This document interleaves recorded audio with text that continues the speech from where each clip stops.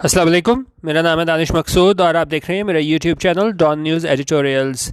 आज जो मैं आपसे एडिटोरियल शेयर कर रहा हूँ वो है 29 फरवरी 2020 का, और इसका जो टाइटल है वो है कंट्रोवर्शियल नैब।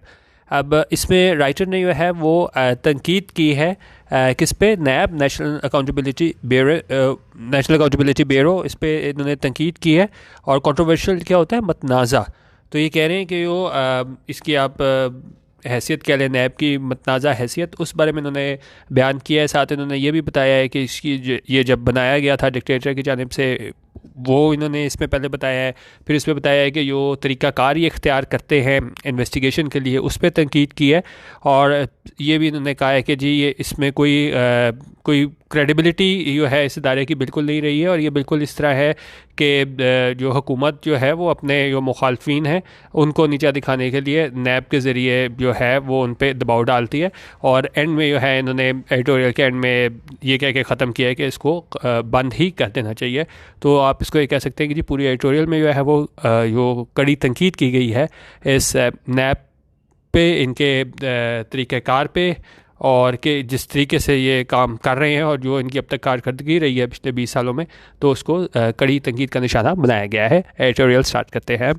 अच्छा, अभी कह रहे हैं, if the National Accountability Bureau has earned anything since its creation by a military dictator decades ago, उनका अगर इस National Accountability Bureau यानी नैब ने has earned anything, कुछ हासिल किया है, since कब से, since its creation, जब से ये बना है, by a military dictator, उनका ये जो डिक्टेटर, मिलिट्री डिक्टेटर था, उसकी जानिब से जब ये 20 साल पहले बना है, तो अगर इन्होंने कुछ हासिल किया है तो वो क्या है? It is public सेंशर and mistrust. सेंशर क्या होता है कि आप जो हो, एक मिनट, सेंशर हमारे पास आ जाता है कंडेम, क्रिटिसाइज, मतलब कि इनको सिर्फ क्रिटिसिज्म का सामना रहा है नैब को, और क्या चीज़, किस चीज़ का सामना रहा है? मिसट्रस्ट। मिसट्रस्ट क्या होता है कि जब कोई आपको यकीन ना करे, भी suspicious of, have no confidence in, कि मतलब आवाम का कोई इन पे क्या है, कॉन्फिडेंस नहीं है कि जी ये जो भी कार्रवाइयाँ कर रहे हैं वो ठीक है। तो उन्होंने कहा 20 सालों में जो है नैब की क्रेडिबिलिटी को शदीद तनकीद बनाते हुए उन्होंने कहा है कि अगर इन्होंने कुछ हासिल किया 20 सालों में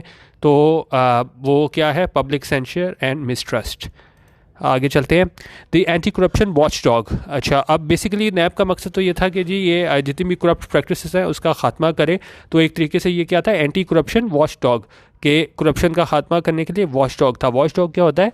एन इंडिविजुअल और group that monitors the activities of another entity such as an individual, corporation, non profit group और governmental organization on behalf of the public to ensure that entity does not behave illegally or unethically। तो basically मकसद जो है वो इसका ये था कि जी करप्ट प्रैक्टिसेस को रोकेगा। लेकिन क्या हुआ है? The anti corruption watch dog has over time become perhaps the most disliked agency in the country. लेकिन हुआ ये है कि ये जो हमारा एंटी करप्शन वॉच डॉग है, ये वक्त गुजरने के साथ क्या बन चुका है? परहैप्स द मोस्ट डिसलाइक्ड, जो सबसे ज़्यादा नापसंदीदा जो एजेंसी थी इन द कंट्री, मुल्क में की सबसे नापसंदीदा एजेंसी बन चुकी है। Although the law was amended slightly last year, उन्होंने कहा कि अगरचे जो लॉ था वॉज अमेंडेड, उसको अमेंड किया गया। अमेंड क्या होता है कि आप उसमें कोई बदलाव लाते हो किसी उसमें लॉ में, तो उसको हम अमेंडमेंट के थ्रू हम चेंज करते हैं लॉ को। तो उन्होंने कहा लॉ को अमेंड किया गया थोड़ा बहुत स्लाइटली। कब? लास्ट ईयर, पिछले साल। नैब स्टिल रिटेन्स, लेकिन नैब ने अभी भी जो क्या है वो हासिल की हुई है, क्या चीज़? It's powers to arrest people, कि इनके पास अभी भी पावर्स हैं क्या करने की, कि वो गिरफ्तार कर सकते हैं पीपल, लोगों को।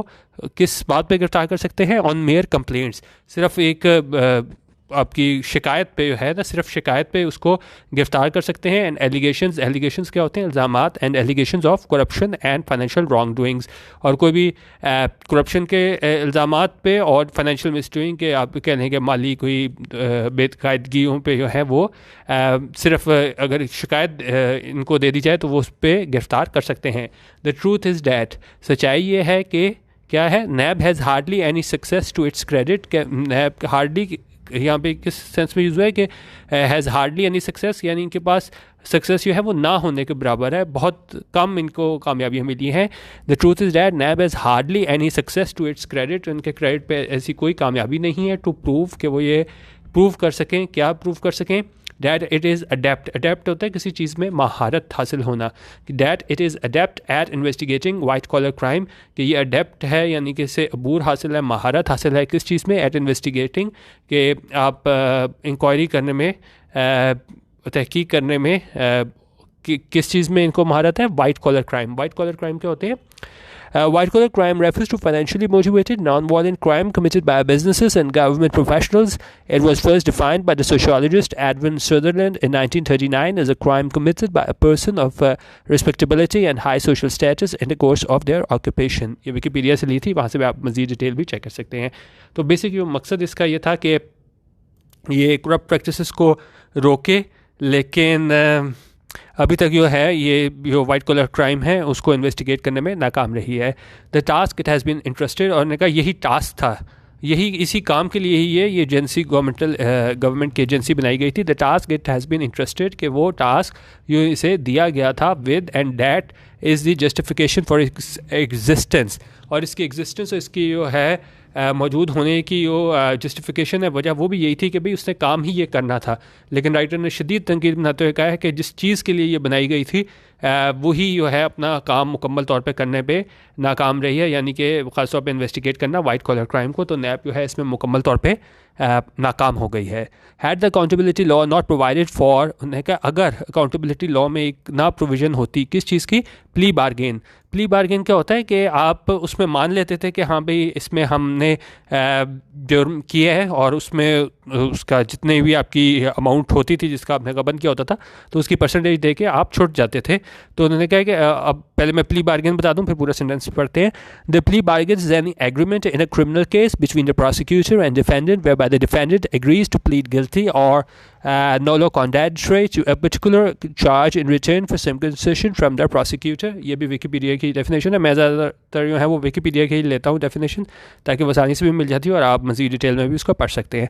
तो उन्होंने कहा यही प्ली बारगेन जो मैंने आपको बताया है कि अगर वहाँ पे ये प्ली बारगेन की प्रोविज़न ना होती, कहाँ पे, अकाउंटेबिलिटी लॉ में, क्योंकि ये हमारा पूरा ऑर्डिनेंस था अकाउंटेबिलिटी लॉ में, उसका बाकायदा सेक्शन था प्ली बारगेन का।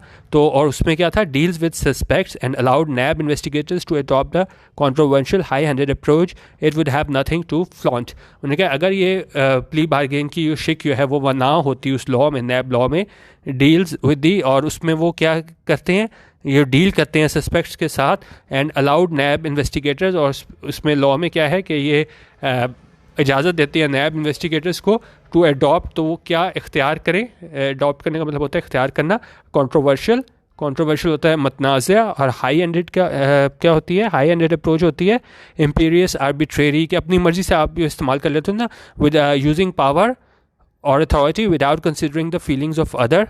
तो आप जिस तरह कह लें हाई एंडेड डिसीजन, तो आर्बिट्रेरी कह लें आप। तो उन्होंने कहा कि जिस तरह एक तो ये प्ली बारगेन की जो प्रोविज़न थी लॉ में वो, और फिर जिस तरह इनको अलाउ किया जाता है, इजाज़त दी जाती है नैब इन्वेस्टिगेटर्स को कि वो बड़ी मतनाज़ा और हाई एंडेड अप्रोच अपनाएं, ये जितने भी लोगों पे इल्ज़ाम होता है उनसे आप इन्वेस्टिगेट करने में, it would have nothing to flaunt. Flaunt क्या होता है? फ्लॉन्ट होता है कि display something ostentatiously, especially in order to provoke envy or admiration or to show defiance, newly rich consumers eager to flaunt their prosperity। तो उसमें क्या है, अपने आप को दिखाने के लिए कि जी हमारे क्रेडिट पे ही है, ये कुछ ना होता। तो राइटर ये कह रहे हैं कि अगर प्ली बारगेन की शिक ना होती उस लॉ में, और उनके पास ये इख्तियारात ना होते कि वो मतनाज़ा तरीके से जो है वो तहकीकात कर सकें मुल्ज़िमों के साथ, तो उनके पास अपने क्रेडिट पे दिखाने के लिए कुछ ना होता। द रिसेंट हियरिंग्स, अब आगे एग्जांपल्स दे रहे हैं नैब की जो बुरी कारकर्दगी है उसमें क्या मेंशन करें। The recent hearings of two corruption cases against former Prime Minister Shahid Khaqan Abbasi and former Planning Minister Ahsan Iqbal are evidence of how flawed the accountability law is। उन्होंने कहा जो हाल ही में जो हेयरिंग्स हुई हैं किसकी, दो करप्शन केसेस की, और वो किसके ख़िलाफ़ थे, एक उसमें था हमारा साबिक प्राइम मिनिस्टर शाहिद खाकान अब्बासी, और दूसरा हमारा था फॉर्मर प्लानिंग मिनिस्टर जो थे एहसन इकबाल। आर एविडेंस, उन्होंने कहा उन दो लोगों की जो केस की हेयरिंग हुई हैं वो एविडेंस हैं, वो क्या है, सबूत हैं इस बात का, किस बात का, of how flawed the accountability law is. Flawed जो होता है कोई चीज़ मुकम्मल तौर पर ख़राब होना, और उसमें क्या है जिस तरह कह रहे हैं हैविंग और करेक्टराइज्ड बाय फंडामेंटल वीकनेस और इम्परफेक्शन, कि उसमें बहुत ज़्यादा क्या है है, वीकनेस है इस पूरे लॉ में, अ फेयरली फ्लॉड स्ट्रेटजी हम कह लें, और सिमिलर में आए थे अनसाउंड। तो यहाँ पे जो मतलब है वो ये है कि बिल्कुल ही मतलब बुरा कानून है। ये इस बात का एविडेंस है इन दो लोगों के खिलाफ जिस तरह कार्रवाई की गई है और हेयरिंग्स हुई हैं, of how flawed the accountability law इसके ये पूरा लॉ है वही जो है वो बिल्कुल भी मतलब ठीक नहीं है और मुकम्मल मौक़े नहीं देता मुलजिम को। The politicians' cases amply demonstrate that NAB does not open corruption inquiries on the basis of solid proof।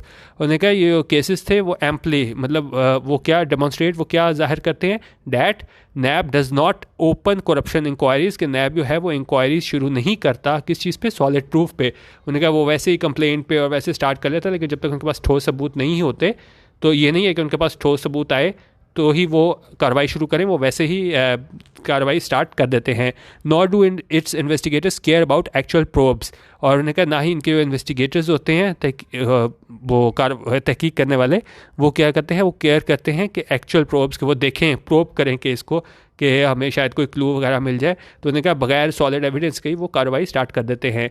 Little wonder कि मतलब इसमें ज़्यादा हैरानी नहीं होनी चाहिए, than that most cases continue to linger on in the accountability courts, और उन्होंने कहा इस बात पे हैरानी नहीं होनी चाहिए कि ज़्यादा केसेस क्या हैं, कंटिन्यू जारी रहते हैं, टू लिंगर इन, लिंगर क्या होता है, कोई चीज़ जारी रहे बड़ी देर तक। उन्होंने कहा जारी रहती है कहाँ तक, कहाँ रहती है, इन the accountability courts, accountability courts में जारी रहती है, for want of proper evidence for years, for want of ये मतलब कि इस क्योंकि वहाँ पे नहीं होता प्रॉपर एविडेंस, तो इस वजह से जो प्रोसीडिंग्स हैं वो जारी रहती हैं फॉर ईयर्स, यानी कि सालों जारी रहती हैं। और यहाँ पे भी वो इसकी जो है नैब की नाअहली उसकी बात करें कि सॉलिड प्रूफ नहीं होता, कार्रवाई स्टार्ट कर देते हैं, तो इसकी वजह से केस जो है वो सालों चलता रहता है।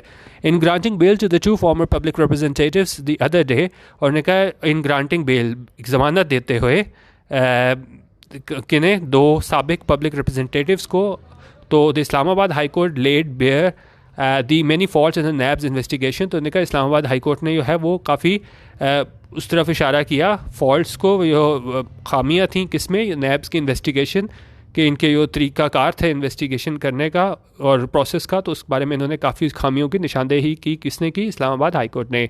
और उस वहाँ पे क्या हुआ, chief justice Athar Minallah raise some important questions. उनके चीफ जस्टिस जो थे अथर मिनुल्लाह, उन्होंने रेज़ किए, उन्होंने उठाए क्या काफ़ी इंपॉर्टेंट अहम सवालात, किसके बारे में, about the bureaus policy regarding the arrest of individual, कि उनकी वो पॉलिसी थी कि इससे मुतल्लिक अरेस्ट ऑफ इंडिविजुअल्स के जो गिरफ्तार करते हैं लोगों को, उससे मुतालिक, even when they were fully cooperating with the investigators in the probe against them.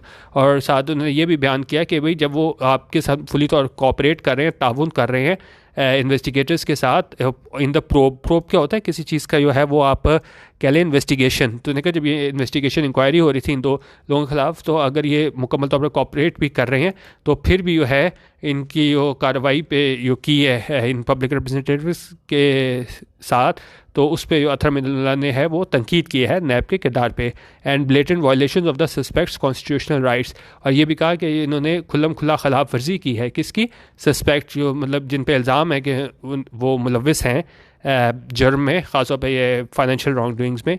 तो उन्होंने कहा उसकी जो है कॉन्स्टिट्यूशनल राइट्स, कॉन्स्टिट्यूशनल राइट्स हमारे पास क्या होते हैं, आप कह लें जो आइनी हक जो है, तो उन्होंने कहा उसकी भी खुल्लम खुला खिलाफ वर्जी की है इन्होंने, नैब के जो ऑफिशियल्स हैं उन्होंने।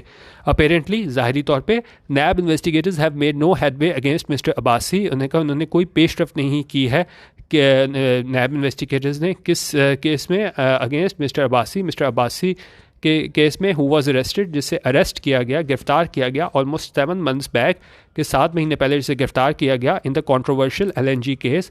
और कंट्रोवर्शियल क्या होता है, मतनाज़ा। तो उन्होंने कहा वो जो मतनाज़ा LNG केस था उसमें 7 महीने पहले इसको गिरफ़्तार किया गया था, लेकिन अभी तक जो है नैब ने कोई प्रोग्रेस जो है उसमें नहीं दिखाई, किसमें, अब्बासी के केस में। Officials involved in the case also have shown little understanding of how international business deals are done। और उन्होंने कहा जो इसके नैब के ऑफिशियल्स थे उसमें भी उन्होंने बहुत कम अपनी अंडरस्टैंडिंग दिखाई है कि भाई इन्हें नहीं पता, मतलब कहने का मतलब ये है कि इन्हें नहीं पता कि इंटरनेशनल बिजनेस की डील्स जो हैं वो कैसे होती हैं। Nor could they satisfy the जज on why it was necessary to arrest suspects. और ना ही नैब ऑफिशियल्स जो है वो मुतमईन कर सके जज को किस पॉइंट पे, on why it was necessary, कि क्यों ये ज़रूरी था टू अरेस्ट सस्पेक्ट्स के जो सस्पेक्ट्स हैं जिन पे इल्ज़ाम है तो उनको गिरफ्तार किया जाना क्यों ज़रूरी था, स्पेशली ख़ास तौर पे if they happen to have been elected public officers और पब्लिक लीडर्स, और ख़ास तौर पे तब जब ये लोग क्या थे, इलेक्टेड मुंतखब किए गए पब्लिक लीडर्स थे। तो ये बात भी है नैब ऑफिशियल्स एक्सप्लेन करने में नाकाम रहे जज को कि इनको गिरफ्तार किया जाना क्यों ज़रूरी था। The NAB actions against opposition politicians in the last couple of years on the basis of flimsy evidence has reinforced a belief that the agency is being used by the powers that to make them fall in line। उन्होंने कहा नैब ने action लिए हैं क्या against ये opposition politicians के ख़िलाफ़, क्योंकि इन पे इल्ज़ाम एक यही है कि भाई जो सिटिंग पावर में जो होते हैं उनके ख़िलाफ़ ये कार्रवाई नहीं करते, केसेस हमेशा उनके खुलते हैं, ये ऑपोजिशन में होते हैं। तो उन्होंने कहा नैब ने एक्शन लिया है ऑपोजिशन पॉलिटिशियंस के, कब लिया है, in the last couple of years, उनका पिछले कुछ सालों में जो एक्शन लिया है on the basis of flimsy evidence. Flimsy क्या होता है, जो क्या कह लें, इनसब्सटेंशियल होता है, यानी ठोस सबूत नहीं होते, तो उसकी बुनियाद पे जो इन्होंने एक्शन लिया है। हैज़ रीइंफोर्स्ड होता है किसी चीज़ को जो है वो आप स्ट्रेंथन कर देना, मतलब इस बात को कि पहले लोगों को मतलब शक होता था ये नहीं कर सकते, लेकिन क्योंकि जो इन्होंने कार्रवाइयाँ की हैं अपोजिशन पॉलिटिशियंस के ख़िलाफ़ तो इस बात को क्या है तक़वियत दी है, क्या इस बिलीफ पे, इस जो एक आइडिया, एक परसेप्शन बना हुआ है आवाम के जहन में नैब के बारे में, तो इसको क्या है, इसको रीइंफोर्स किया है डैट द एजेंसी के जो एजेंसी है इज़ बीइंग यूज्ड, कि इसे इस्तेमाल किया जा रहा है by the powers that be to make them fall in line. और उन्होंने कहा इसको बाय द पावर्स यानी हुकूमत में लोग हैं उनकी जानिब से इस्तेमाल किया जा रहा है that be to make them fall in line, कि वो उनकी जो लाइन है उसे टोक करें और उनके इशारों पे वो काम करें, और ख़ास तौर पे है वो अपना हदफ जो है वो बनाएं किसे, अपोजिशन के जो लोग हैं उनको। One can recall the way in which Pervez Musharraf used a body to carve out the Patriot group from the PPP after the 2002 elections। उन्होंने कहा हम याद कर सकते हैं कि किस तरह मुशर्रफ ने इसको जो बॉडी थी नैब को उसको इस्तेमाल किया टू कार्व आउट, कि वो कार्व आउट का होता है टू क्रिएट और obtain something that helps you by skillful activities, कि उन्होंने वो क्रिएट किया क्या चीज़, पैट्रियट ग्रुप, कहाँ से, PPP में से, कब, 2002 इलेक्शंस में। That is not all। उन्होंने कहा सिर्फ ये काफ़ी नहीं, और क्या हुआ है इसके अलावा। Recent NAB cases against bureaucrats and businessmen and alleged pressure on them to turn approver against previous rulers have probably damaged investor confidence more than the government's flawed policies to stabilize the economy। उन्होंने कहा हाल ही में जो नैब cases थे किनके against, किसके खिलाफ, bureaucrats के खिलाफ और किसके खिलाफ, बिजनेसमैन के खिलाफ, एंड और क्या था साथ उन्होंने अलेज के, ऐसा कहा जाता है कि उन्होंने प्रेशर डाला किस पे, ऑन देम, और उन पर उन्होंने प्रेशर डाला क्या करने के लिए, टू टर्न अप्रूवर। अप्रूवर क्या होता है, अप्रूवर ये होता है कि जिस तरह दो लोग अगर जुर्म करें ना तो एक बंदा जो है वो अपनी गलती मान लेता है इस शर्त पे कि जी मुझे थोड़ी रिलैक्सेशन वगैरह मिल जाएगी, तो उन्होंने कहा उस पर उन्होंने ख़ास तौर पे वो दबाव डालते थे किस पे, to turn approver against previous rulers, कि आप जो है उनके ख़िलाफ़ ही गवाही दे दो, जो प्रीवियस रूलर्स जो पहले जो रूल करके गए हैं उनके खिलाफ गवाही दे दो, हैव प्रॉब्ली डैमेज। तो उन्होंने कहा ये तरीका कहा रहा है, उसने क्या किया है, डैमेज किया है किसको, इन्वेस्टर कॉन्फिडेंस को, क्योंकि इन्वेस्टमेंट के लिए सबसे पहली चीज़ ही हमारे पास इन्वेस्टर कॉन्फिडेंस होनी चाहिए। तो उन्होंने कहा इस चीज़ ने बड़ा डैमेज किया इन्वेस्टर कॉन्फिडेंस को, more than the governments flow policies. उन्होंने कहा इस चीज़ ने ज़्यादा डैमेज किया है बनिस्बत जो गवर्नमेंट की बुरी पॉलिसीज़ हैं, किसको, इस्तेकाम पहुँचाने के लिए, to stabilise the economy.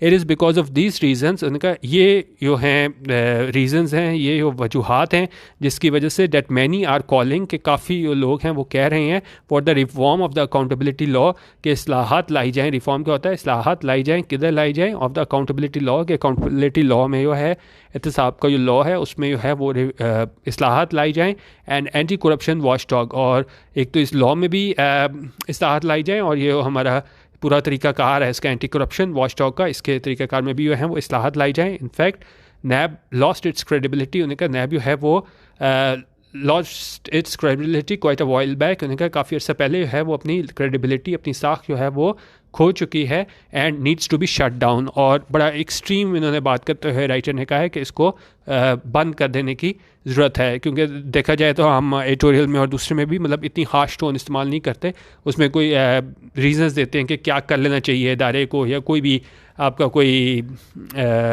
Entity हो तो उसको किस तरीके से बेहतर किया जा सकता है। लेकिन यहाँ पे बिल्कुल ही आप कह लें कि इन्होंने बिल्कुल ही एक्सट्रीम पे जाके कहा है कि भाई ये नैब का इदारा इतनी इसमें गलतियां हैं इंतज़ामी तौर पे भी, ऑपरेशनल तौर पे भी, कि इसको बंद ही कर देना चाहिए। तो ऐसा इस एडिटोरियल में कहा गया है और शदीद तनकीद की गई है इसमें नेशनल अकाउंटेबिलिटी ब्यूरो के किरदार पे भी, और जो लॉ है उसकी खामियों पे भी बात की है, और जो ऑफिशियल्स की कारकर्दगी है उस पर भी एक बहुत बड़ा सवालिया निशान उठाया है। तो ये था आज का एडिटोरियल।